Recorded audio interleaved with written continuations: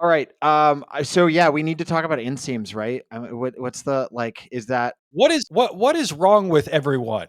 All of you, everyone has been discussed the inseams thing on Blue Sky, and all of y'all are out there wearing some coochie cutters. yes, sir? I have some gigantic thighs. They're very pale and like to see the sky. I don't know what the issue is here. I'm not. What's the problem? No, shorts need to be at the knee or just below it. I wear a 29-inch inseam in my shorts.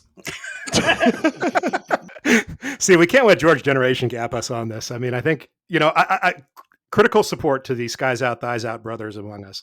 But for those of us who are a little bit older, the shorts tend to go a little bit longer. Whereas I think, once you're on the other side of that micro generation, the inseam just kind of starts creeping up. Listen, I grew up in a world where it was totally fine and legal to rock a nice 5-inch Nanto Red, crush a PBR or a Busch Light or whatever light beer of choice you care to enjoy on a sunny day and not worry about it. And I will be damned if you Gen Xers are going to take that away from me and my people of the millennial generation. Gen Xers? I feel like I might actually be the only actual Gen Xer. Take it. Take your long shorts and your guitar riffs and your skateboarding and whatever else you freaks are up to. We want nothing to do with it because we're having a good time over here in our slutty little shorts. The main reason I don't wear shorts, and this is a true story, the main reason that I don't wear shorts most of the time is because I have a lot of very bad Star Trek tattoos all down my right leg. Are you getting a Jadzia Dax situation on your thigh?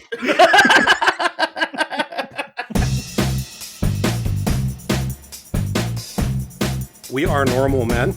I'm Proctor. I'm George. I'm low-tech speedrun enjoyer.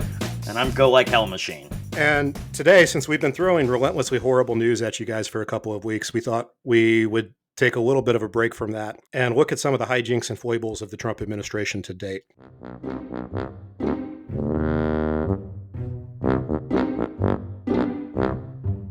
Let's talk about the clown shows and calamities of the second Trump administration.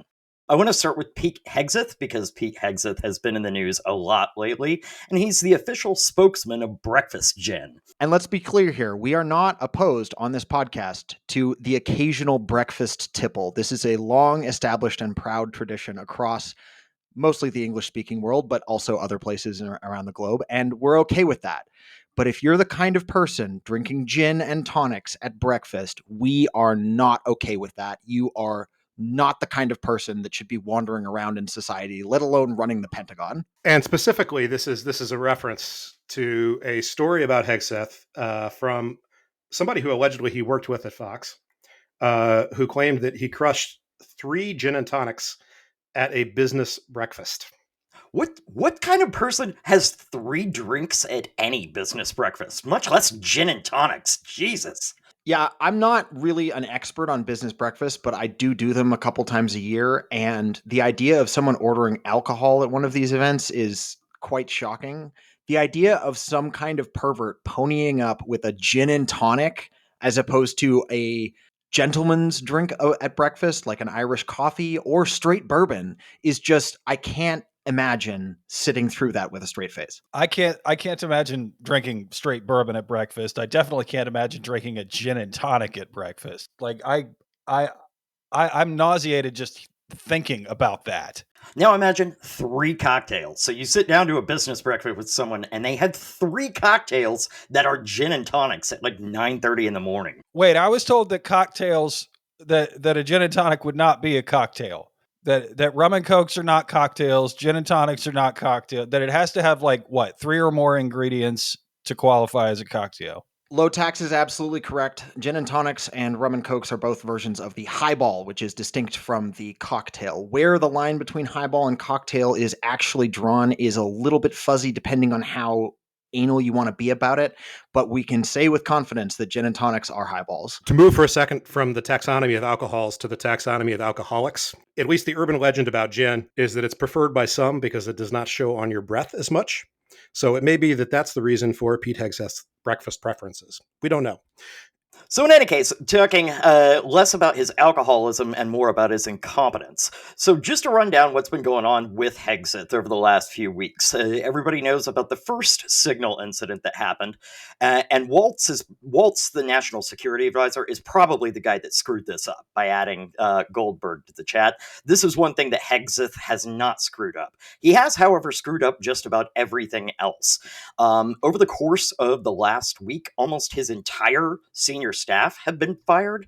It's a little bit unclear whether he wanted them fired or whether he was sort of forced to push them out, but that has mainly left him with his brother and his wife. And the weirdest part of this story is how many official meetings Pete Hegseth brings his wife to. And these are like big meetings overseas. And his wife, who has no security clearance and who got denied one, just sits in with him, apparently. To be clear, this is not the couple's Facebook account where he stepped out on her and has to bring her to all the meetings because there's going to be a bunch of sexy counterparts. This is something a little different. Wouldn't be entirely surprised if the couple's Facebook account was a thing for that particular marriage, but, we're speculating on that at this point. I think the smart money is that we're on death watch for Hegseth right now. We have had literally every weekday for the past week. We've had a new and different story drop on him sometime between 9 a.m. Eastern time and 11 a.m. Eastern time from a major Washington-based publication. It's been signal hijinks. It's been a round of firing. It's been him taking a personal laptop and setting it up in a controlled info environment inside the Pentagon.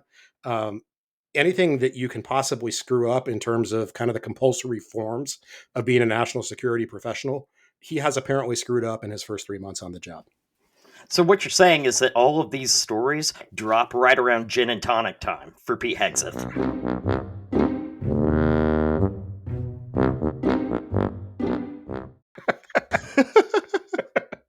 I guess it's business brunches out here in DC these days, which maybe brings us to Kristi Noem, who I have chosen as my personal Trump cabinet spirit animal. She runs DHS, the Department of Homeland Security. And the major story about her in the last week is that she managed to get her purse stolen at Capital Burger. Capital Burger swings a decent burger in DC. It's overpriced and kind of, I think basic is a fair description of it. But she was apparently there with her family for Easter when a masked man, assume that's an N95 or similar, stole her purse by stealth. Her purse had some interesting things in it. Some things we maybe don't. Since when carry. do Assassin's Creed levels get set in Capitol Burger in DC? I mean, at least do it in the National Cathedral or Congress or something like that. Yeah, we got all this great architecture. She had $3,000 in cash on her. I don't carry $3,000 in cash when I go out to brunch. Maybe I need to be living bigger. I don't know. She also had her passport and her official ID, her checkbook. She is a grandmother, so I guess that tracks. Wait. How old is she? She can't be that old. Kristi Noem is 53 years old. And she's a grandmother already. She's a grandmother. Okay. They do things differently, apparently, out there in the Dakotas. All right. Faster, anyway. If you're walking around with $3,000 in your purse, like you're in DC, you are taking bribes, dealing drugs, or you are 5,000 years old and remember the Great Depression and keep stuff in your mattress or something. There are very few times in my life I have ever had more than $1,000 cash on my person. And it certainly wasn't at a low-key burger spot that is overpriced but slings a decent burger. I believe somebody put together the math on this, and the burgers run about $20 at Capital Burger. So for your $3,000 cash, we're getting what? We're getting 150 burgers worth. So that's what, like half a Five Guys burger? So it seems like a pretty good deal for y'all up there. I just go for the peanuts, man.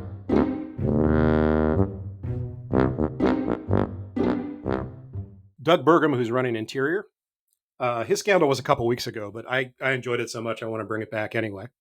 That he apparently is having political appointees to Interior bake him cookies and is screaming at them if the cookies are not up to his satisfaction. I mean, extremely relatable stuff, right? I mean, in his defense, if you ever put me in a position where I have people who I think I have the right to ask to make me cookies, and they're not producing cookies that meet my exacting qualifications, I'm definitely going to let them know. I'm now imagining an office environment that has Doug Bugman, whatever his name is, Doug Burgum, and Matt Iglesias with his dishwashing issue at Vox. What is in the water in Washington, D.C., man? It is a swamp after all, like a literal swamp. What with the malaria and so forth. It used to be a hazard posting, for crying out loud. Like in the 19th century, if you got sent to DC, it was literally a hazard posting. Doug Burgum was supposed to be one of the more serious members of this administration. That's kind of where the bar is set. There's just not a whole lot of quality hires that Trump made this time around.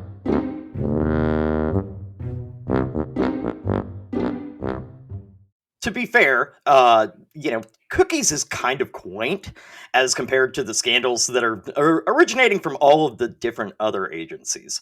So there was a bunch of news about Kash Patel this week, who has somehow not been the most malicious member of the administration, which is nuts because he's the one who I thought was going to be the worst. Now we're still, and I'm going to point this out, we're still under 100 days. So he's got plenty of time to screw up. The man directed the arrest of a state court judge for exercising discretion in her courtroom this week, and he's still not the most malicious member of the Trump administration. I mean, that's astounding. Kash Patel, I think, is one of the places where I really wish we had video to go with audio, because this isn't my line, but every picture I've ever seen of Kash Patel looks like he has just had his testicles bitten by a snapping turtle. His eyes also do not line up. Like they're one is down by on his cheek, and one is up on his forehead. It's bizarre. And yeah, he's just doing the green line dominance thing there. That's just you're falling to his tactics.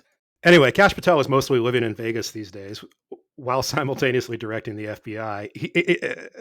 There's no particular reason that you should have already gone deep on the Kash Patel lore. I have, because I guess enjoy chronicling the ruin. The man is a former public defender who later got into merchandising and writing children's books.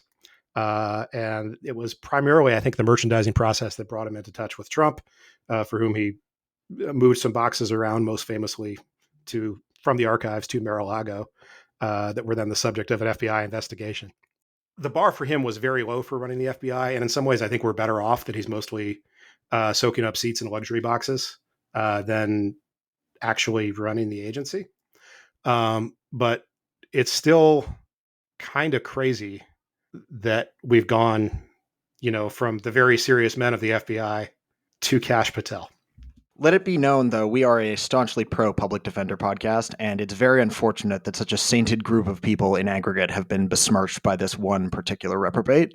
On the flip side, since Kash, and by the way, I love that Kash writes his name KA$H. Come on, he doesn't. Yes, he does.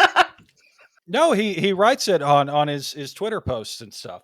Do you think he started doing that before Kesha did, or is that downstream? Kesha Patel. Now, if Kash isn't there running it day to day, and he's off in Vegas with his country music girlfriend, that's a strange couple. That also means that Dan Boingo, or whatever his name is there every day running it. The funniest thing about the Vegas connection with Kash Patel is that it's not just like a normal apartment that he owns in Vegas. It's an apartment that he got from some timeshare fraud tycoon guy. It can't just be that he has a penthouse in Vegas. There's also a scandal attached to his actual penthouse in Vegas. That tracks as long as there's a Cybertruck parked out front. Which there is. Yeah. He has a red Cybertruck, if I remember correctly. Yes, he does.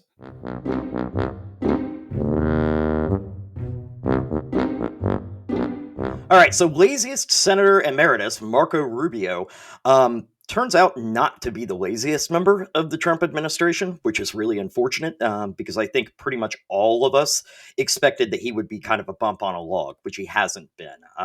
He has spent a lot of time defending kind of the worst elements of the second Trump administration's policy, and also picking fights with the MAGA base at the same time. So he recently fired this guy, Pete Pete Morocco or Morocco. I'm not sure how to pronounce it. But he fired him in the Doge style, which was that as he had left a meeting at the White House and was walking back to his office, Marco Rubio had him fired and had all of his access terminated during the middle of his walk. The reason for this sounds like Doge and some of the MAGA people getting in Rubio's way when it comes to U.S. aid and getting in his way for wrecking state the way that he wants to wreck it. Yeah, Marco. So do we think, is Marco just trying to assert himself here and show that he's a real boy and all of that? Every time I see Marco Rubio and hear him talk, I always think of like a kid on his bike delivering newspapers in the 1930s or something, who's just like, here's your paper, Mr. and Mrs. Smith. I can't believe this clown is running the State Department. Yeah, I got to say that he's probably the most disappointing cabinet secretary from my perspective, because fell for it again. But I really did have higher hopes for him running state than what we've gotten out of state, which has been the trashing of U.S. aid and the complete subordination of state to this goal of deportations. He's turned out to be, I think, one of the worst at this, at this admittedly early juncture. And, I expected him to be at least replacement level. Yeah, it's less that he specifically has bad ideas, which some of these other examples are not the issue, that their ideas are absolutely terrible, and more just he is a U.S. senator who has just completely suborned himself to Trump in the most embarrassing and personally pathetic ways you can imagine. And he did not need to do that. If you are someone like Kash Patel, your only meal ticket is supporting yourself to Trump entirely. And okay, fair enough. I get it, dude. Like, it's still sad, but at least it's a path to something that you wouldn't have otherwise had access to. For Rubio, you're talking about a former presidential candidate, a former, up and comer in the Republican Party, someone who had a very safe Senate seat that he did not have to leave. And he's just thrown all of that away to be like, oh yes, Daddy Trump, please love me. And I don't get it. I just don't get it. The only upside to this is that all of the video footage and every photo you see of Rubio, he looks absolutely miserable. So in the weird televised appearances that they're doing in the Oval Office now, where Trump sits in the chair at the end and then he has all of his goons lined up on the couch, Rubio looks absolutely miserable every time you see him on that couch. JD Vance does not look miserable, but because there is a couch in the room, so he's quite happy. I think kind of the through line between particularly Hegseth and Rubio's firing of Pete, I'm going to go with Morocco, but I have no more confidence in that than anybody else did, is that there's a lot of internal conflict within all of these cabinet offices. Every major department in the federal government right now has scheming and has backstabbing and has internal office politics from hell. And to some extent, the fact that this is all happening so fast means that that's kind of not playing out fully. So, speaking about scheming and backstabbing, what's going on with all the Econ guys in the Trump administration? Oh, the Econ boys. We love us some Econ boys. So the crack economics team of the Trump administration are Peter Navarro, who is the special advisor to the president on manufacturing and trade. And his whole deal is it morning? Tariffs. Is it midday? Tariffs. Is the sun out? Tariffs. Is it cloudy? Tariffs. Raining? Tariffs. Feeling up? Tariffs. Feeling down? Tariffs. Now, that's not fair. He does periodically make some room for just straightforward anti-Chinese racism. That's true, via tariffs. Howard Lutnick is sort of the second guy. He's the Commerce Secretary. I think of him as the dollar store version of Lloyd Blankfein, former CEO of Goldman Sachs. This is true both in terms of appearance and overall vibes. He used to run a Wall Street brokerage that is much less impressive or relevant than Goldman Sachs, and he acts like he has something to prove in this respect. Thirdly, we have Kevin Hassett, who runs who's the chair of the Council of Economic Advisors and the world's worst market timer. He wrote the Dow 36,000 book, which at that time I think was like a doubling or a tripling, right before the tech bubble popped. And so yeah, don't take any advice on anything to do with markets or economics from him. None of these three have been on TV recently, and you know this because the market stopped tanking. Every time they opened their mouth in the period from roughly April 2nd through roughly April 9th, the stock market dropped about 100 points. So there actually is some quantitative evidence for this, by the way.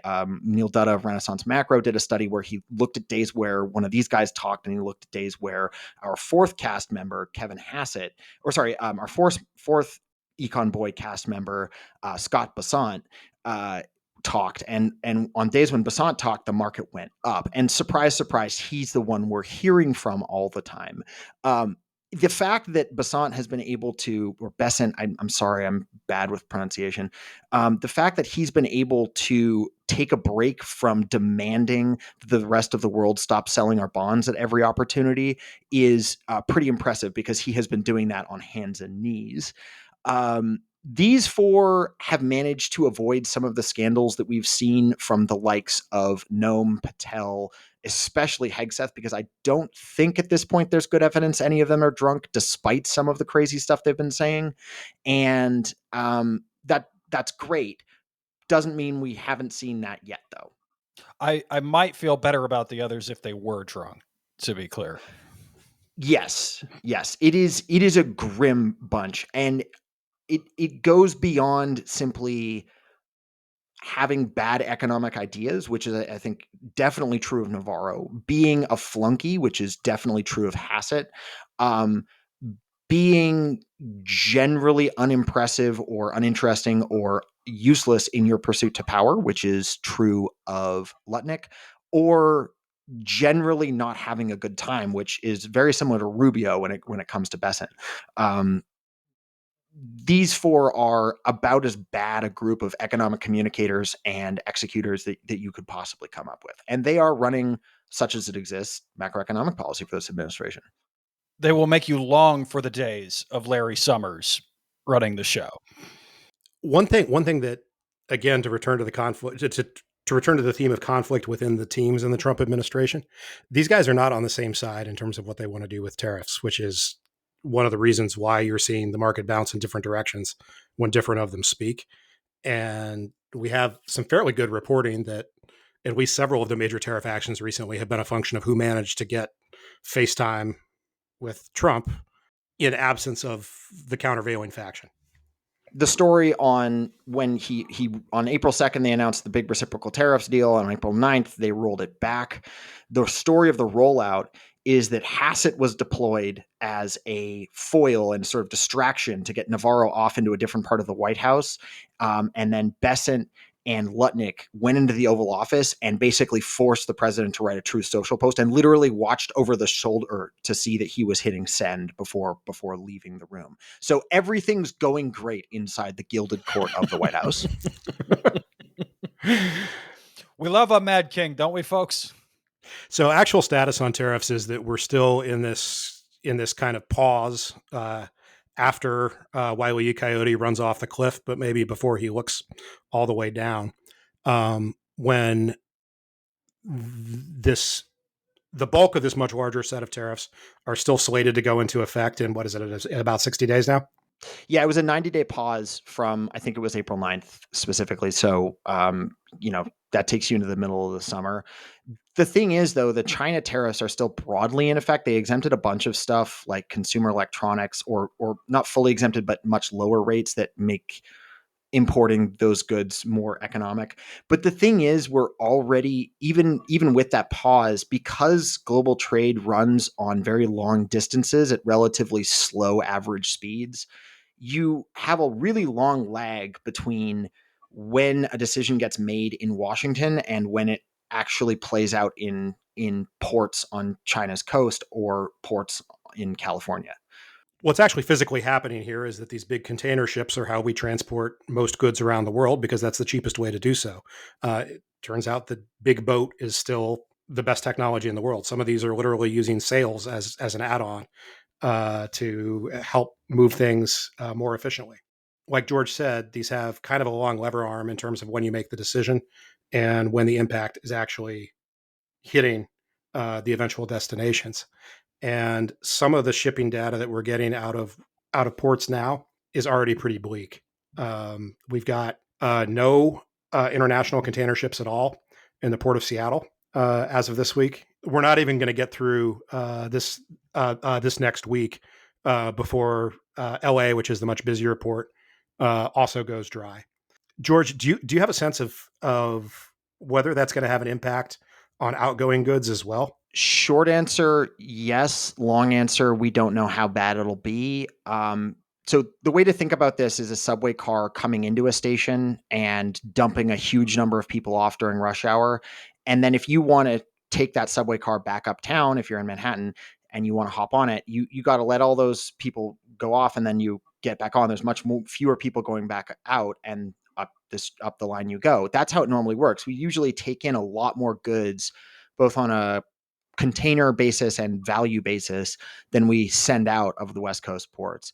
But at a certain point, yeah, if you have zero coming in, then anything going out gets very complicated. I think that's a lesser concern for the time being because the ratio of available capacity is so much different. But hypothetically, that will be an issue. I think the bigger problem in the sort of medium or near term, starting about a month or a couple weeks from now, you're just not going to have containers flowing from the port of LA Long Beach, which is where the vast majority of Chinese goods come into the US. You're just not going to have them flowing into warehouses in Ontario, California, and the massive logistics complex out there. If you ever fly into LAX and you see, like, just as you fly in coming in east to west, you'll just see untold miles of warehouses. And that's stuff that's come from China that is then going to go onto a truck or go onto a rail line and work its way into shopping malls, other warehouses, distributors, wherever, across the rest of the country. And eventually that flow of goods is just going to stop. There's just going to be nothing to move. And that's going to start hitting railroads. It's going to start hitting trucking lines. It's going to start hitting warehouse jobs all over the country.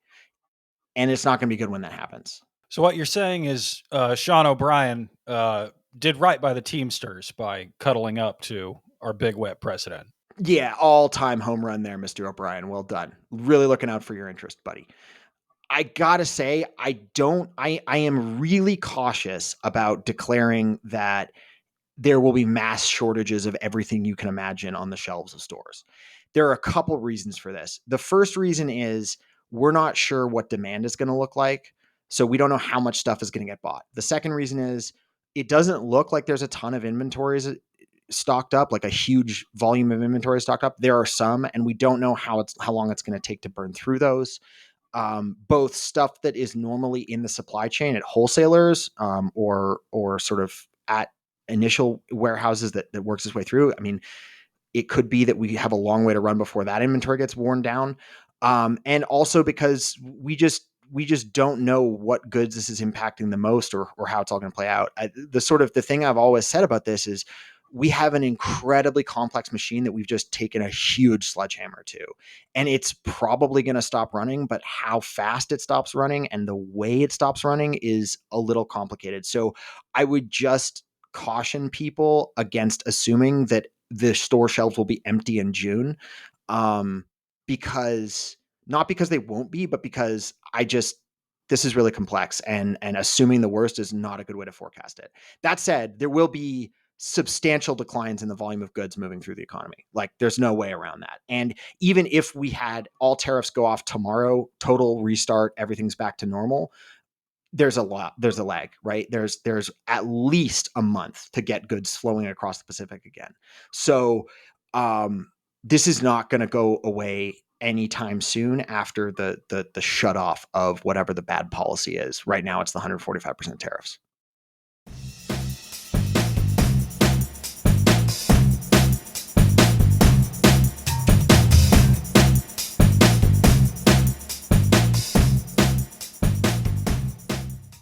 one of the things that we're anticipating, or at least that the Trump administration is hoping will happen in the long term, is that American manufacturing is going to step up to countervail some of the decline in imports that we're going to see associated with these tariffs. That itself is a little bit at cross purposes with the other functions that the Trump administration is putting on the tariffs. They're saying it's going to raise a lot of money. If it results in investment in American manufacturing, it's not going to raise as much money. They're saying that it's going to result in renegotiation of trade deals, which is a little bit tangential to the other 2 points in some ways. But one of the stories that we've seen get a little hype in the past week that I personally, at least, am really excited about is the Slate trucks, which are going to be an American-made low-cost pickup truck that post EV credit, they're fully electric, is going to retail for about 20 grand.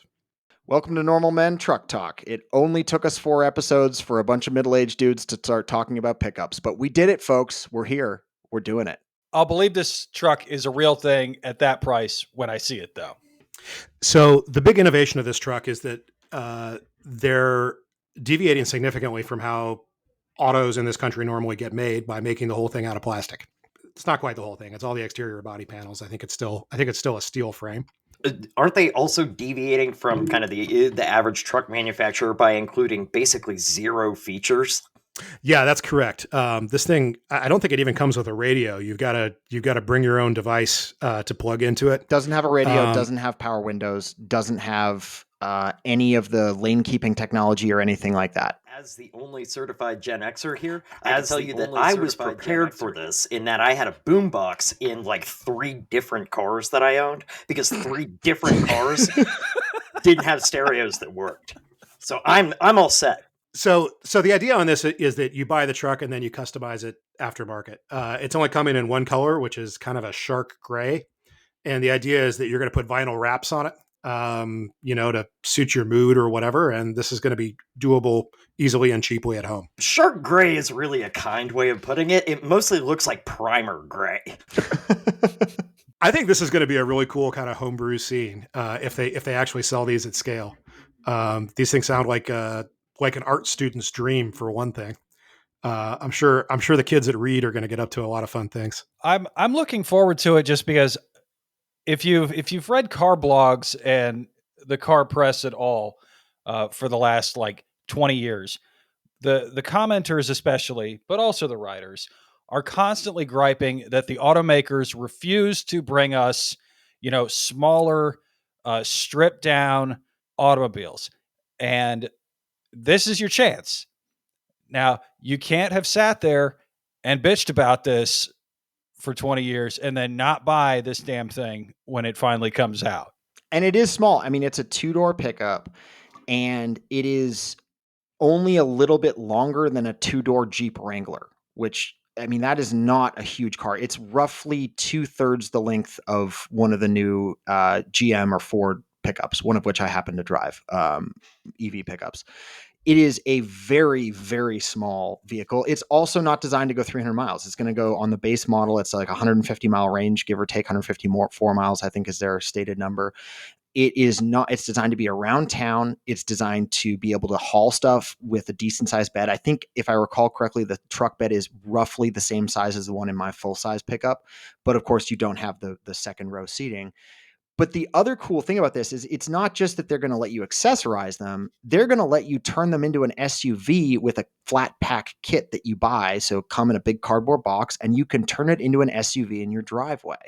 It's a complete reimagining of how Americans interact with their cars. Hopefully they deviate from other American manufacturers in these regards, because every single other time that I've ever seen a truck that has one of those the beds or the things you put on the back of the bed, once you get it on, you're never going to get it off again. And if you do get it off again, you will never get it on a second time.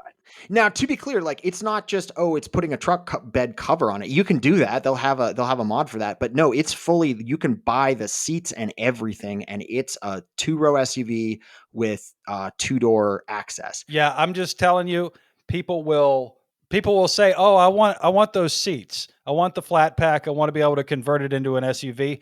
So I actually drive a Jeep Wrangler, and the rear seat in it's a 2-door, because Those are the only real Jeeps. Those 4-doors are minivans. The back seat will come out of it. You can take it out, and so then you've got, kind of sort of a bed on it. I did it one time. My wife agreed to help me with it. She pretty much forbade me from ever doing so again because it was such a royal pain in the ass to get the thing back in. What they're saying is the conversion time is 2 to 3 hours.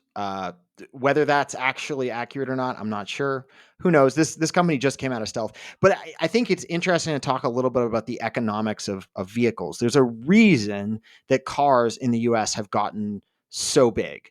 It's partially driven by policy. There are a bunch of different regulatory, trade policy related factors that aren't just normal profit seeking driving larger cars, but it's also that Americans really do like larger cars. I mean, that is a totally transparent thing in the marketplace. And not only do Americans like larger cars, they are more profitable for automakers to build. And if we think about this, not just in terms of size, but only in terms of capability. So hold the size constant. But look at feature sets. So, for instance, higher end finishes on the interior, more doodads and infotainment systems and whatever inside. This is a normal profit seeking thing for car companies to do, because when you add in a bunch of additional services and bundle, you get better economies of scale. It's the same thing as how cable TV worked, right? Like, instead of buying one individual channel at a time, you buy the whole package, and the economics work better for everyone that way. Now, there are downsides to this, and we've seen with video streaming, over the top services like Disney Plus, Netflix, Hulu, you name it, go unbundle that cable bundle and try and go about it a different way. But the bundling unbundling thing is it's a profit seeking sort of thing. So I am kind of pessimistic about how this is going to work in terms of actually being commercially successful, but it's awesome that someone's going to try. And I think having a very, very simple manufacturing process where everything that rolls off your line is the exact same every time is going to mean that the cost advantage is pretty significant, and they're actually going to be able to deliver a pretty low cost vehicle. Whether all the aftermarket stuff that then makes it appealing to a broad segment of consumers is viable is another question, but hopefully it will be. I mean, I wish these guys nothing but, or this company nothing but success, but we'll see. I haven't actually seen a whole lot of discussion of this, but it seems to me that if they're building a good product, this has potential fleet applications as a low cost truck for if you're doing, any kind of like a municipal truck fleet to move stuff around, parks maintenance, building maintenance, what have you. Commercial too, and they know they're leaning into this. So they did in their release website like 25 different builds that they say will be doable relatively cheaply through their different aftermarket mods that they're going to sell. And you see this wide range of different commercial applications. So you see one that's like set up to be like a small moving company. You see another one that's set up to be like I think it was a plumber. Another one that's set up to be a flower shop's vehicle, I think. And they've all got slightly different applications of all the different wraps and SUV version versus pickup version and all this different stuff that they're offering as aftermarket mods that hypothetically is adapted with this really simple system of anchor points. So we'll see. I mean, one thing that we're perhaps not seeing here.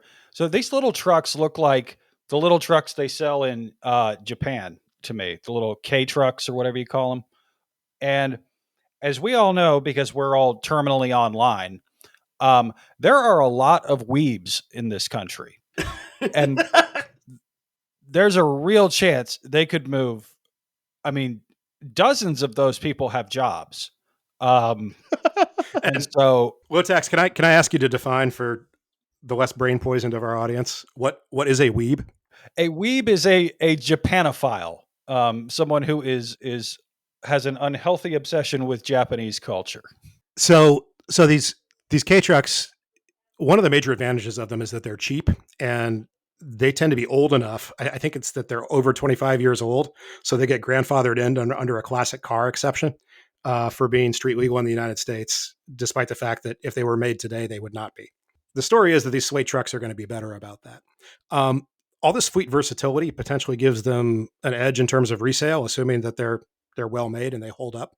And if I may wax nostalgic for a minute, when I was growing up, my dad, for the entire time I was living at home, drove a 1972 Toyota Hilux that he purchased used in 1976, which was still running on the day he sold it in 2021 for the princely sum of $500. Hell yeah, brother. So you can get a lot of mileage. You can get a lot of mileage out of one of these two-seaters, and a lot of use, a lot of utility, about having access to a cheap truck you can use to move stuff around. You know, if you're mostly using this for fleet purposes, the range is probably not that big a deal, because you're planning on recharging it on a regular basis. We'll see whether or not these guys can actually deliver the product they've claimed. But if they can, this is potentially going to be a cool thing that happens in this country in the next couple of years.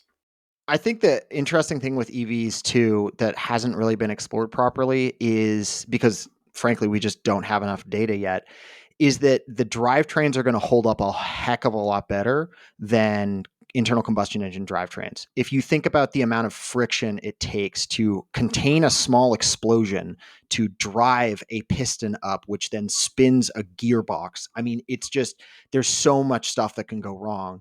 EVs in terms of the drivetrain are so much easier in terms of the number of moving parts. And on paper, that should mean that you get way better longevity out of the major parts.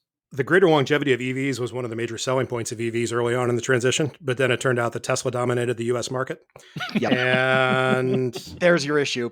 Tesla's longevity issues and Tesla's build quality issues aside, if you just look, on paper, now it may not play out this way.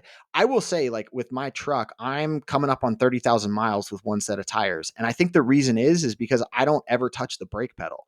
I never put friction on the brake pads. And the reason is because I'm regen. I'm using regen. I'm very aggressive about taking my foot off the gas. I mean, it's electric, but taking my foot off the accelerator and recapturing energy whenever I can, just because I'm a nerd, right? Which is great. Okay.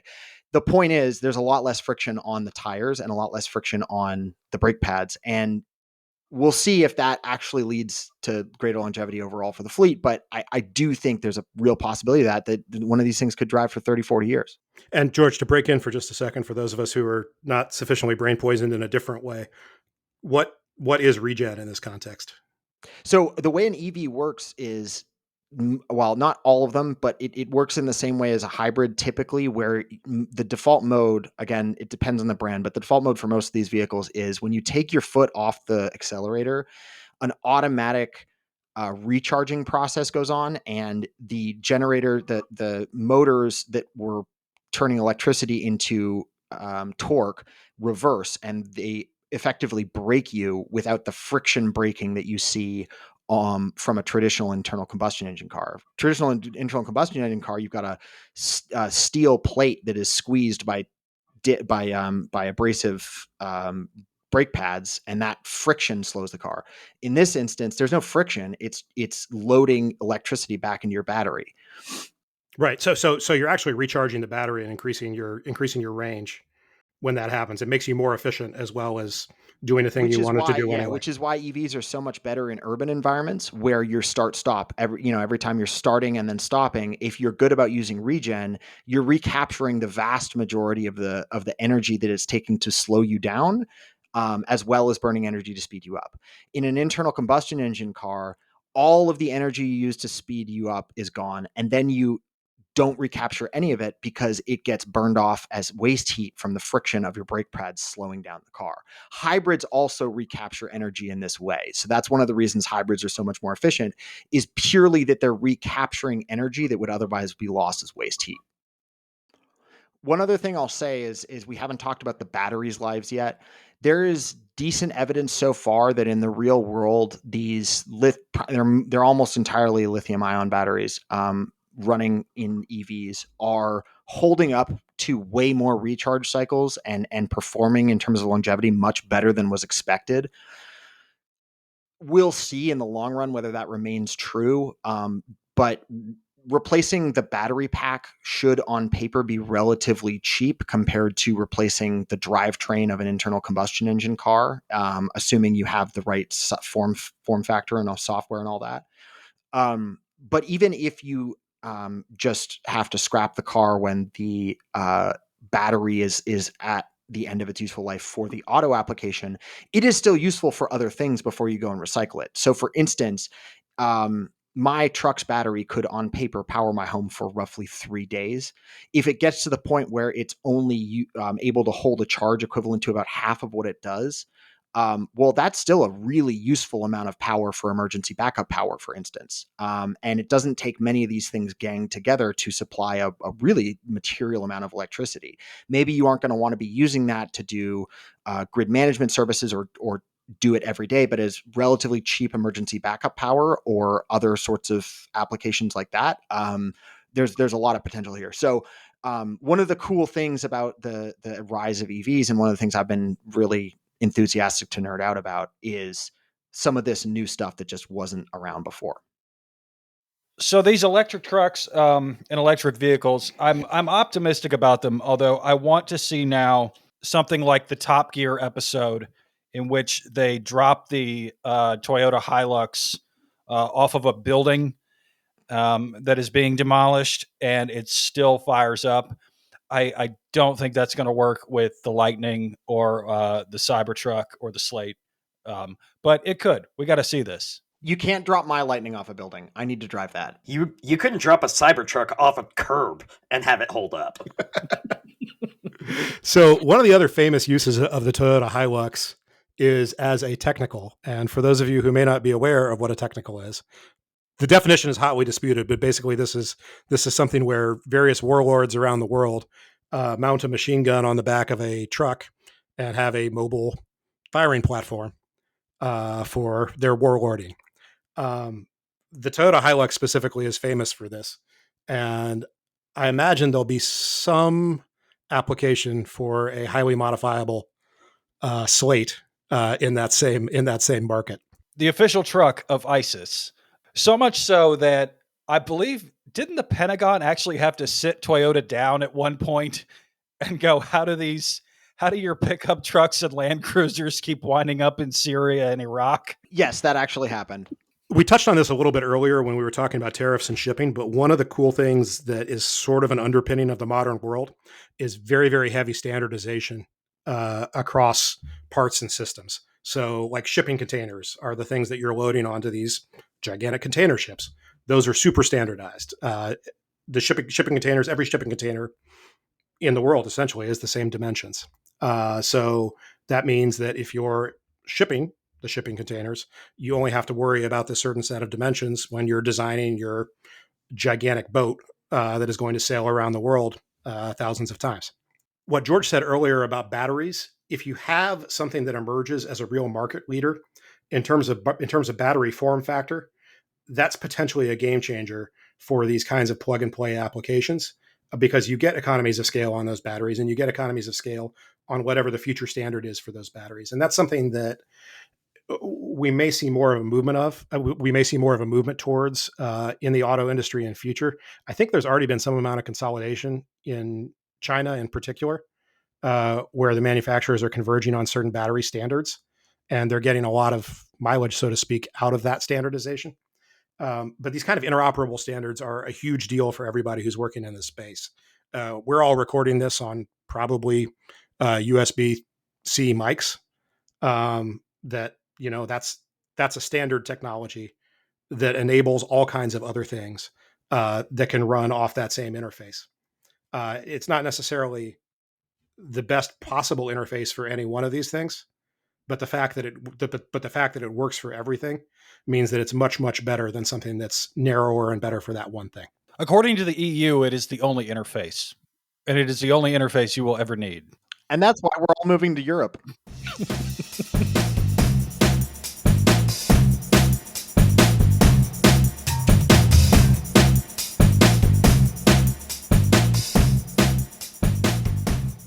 Speaking of Europe, let's talk about their favorite sport, the NFL. Oh, Dion. Oh. So the past few days have been made up of the NFL draft. And I think we're all, or most of us, are football guys. George is a former tight end at Duke. I am a lifelong Florida State fan. Proctor, I believe you're a Hawks fan, if I remember Seahawks correctly. and Wazoo. And Wazoo, that's right, that's right. And so I don't really watch the draft. I usually pull up the ESPN site and I'm like, all right, who did the Dolphins choose to ruin this year? We're still not going to rebuild the offensive line to keep Tua out of the hospital.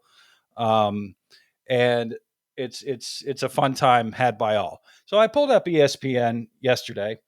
And of course, nonstop, every story appears to be about Shadeur Sanders, the quarterback of Colorado and son of deranged sports parent Deion Sanders. And for those of you who may not have a baseline of football knowledge, Deion Sanders is a Hall of Fame quarterback primarily from days gone past, who played for mostly the Niners and the Cowboys, and who has gone on to what is at least a very interesting coaching career at the collegiate level. Yeah, and he is, of course, actually he's best known for playing at Florida State. Don't try to elevate the Cowboys and the Niners up to our level here. And as well, he played for. He was a dual sport athlete. He played for the Atlanta Braves for a long time as well. But anyway, so Deion was certain that his large adult son Shadeur would go in the top 5 picks of the draft, and Shadeur apparently did not have a good time at the NFL Combine. And one thing that happens at the NFL Combine is they sit you down in an office room in front of a whiteboard. And if you're a quarterback, especially, you're gonna meet with some coaches and scouts, and they're gonna draw up plays and say, how would you respond to this? How do you read this defense? What player are you checking into? Do you guys run stuff where you have to make those sorts of choices? And Shadeur apparently cannot do that, which is a bit of an issue in the NFL, and was apparently very nonchalant about the whole thing. And so he fell from a top 5 pick, as Deion advocated, to a 5th round pick. So somewhere in the how many picks is that? Like the 150 range, maybe a little higher. So I am thoroughly enjoying this because when Deion is currently the coach of the Colorado NIMBYs or whatever they're called. Buffaloes? Yes, the Buffs. Prior to going to Colorado, Deion was at Jackson State, which is an HBCU, a historically black college university, over in Mississippi. During the recruitment of a star player named Travis Hunter, who was the number 1 recruit in the country, Deion got together with Barstool Sports and decided that they were going to make a move on Travis Hunter.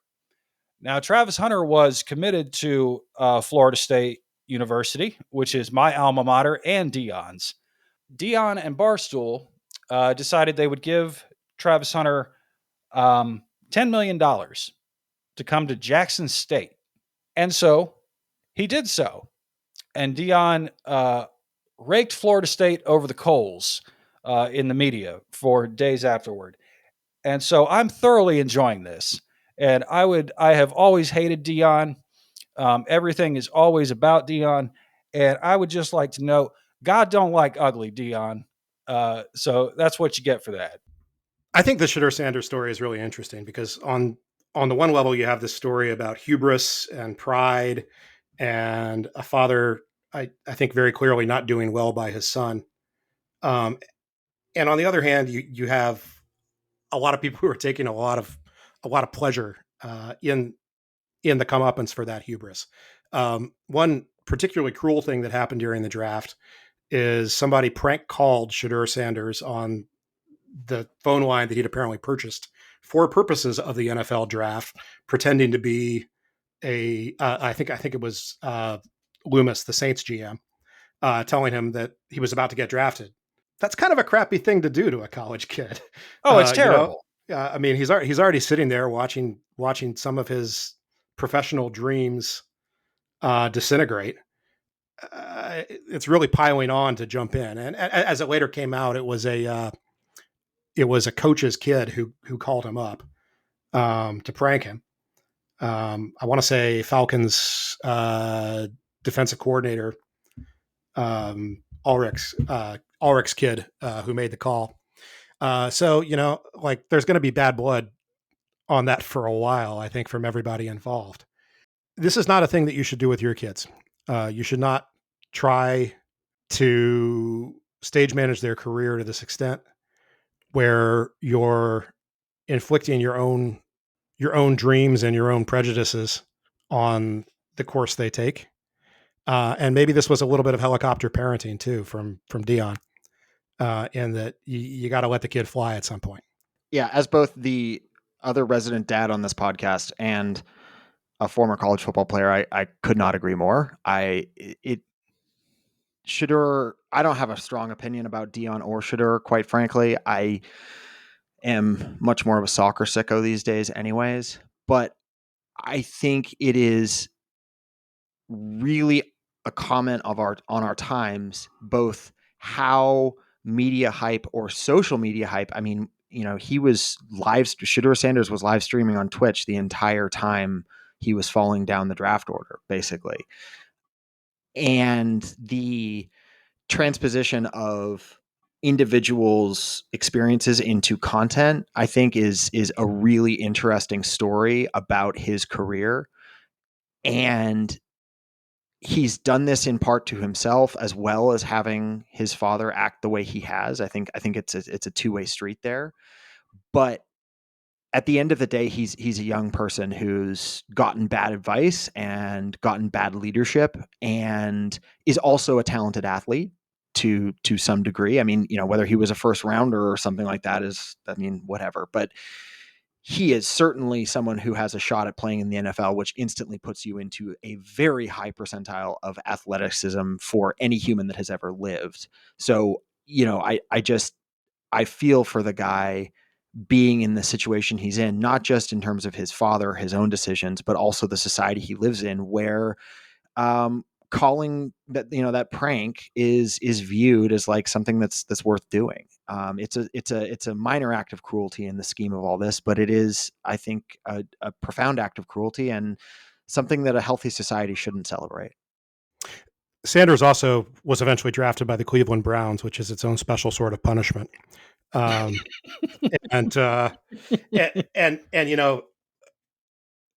there's a little karmic comeuppance there too, right?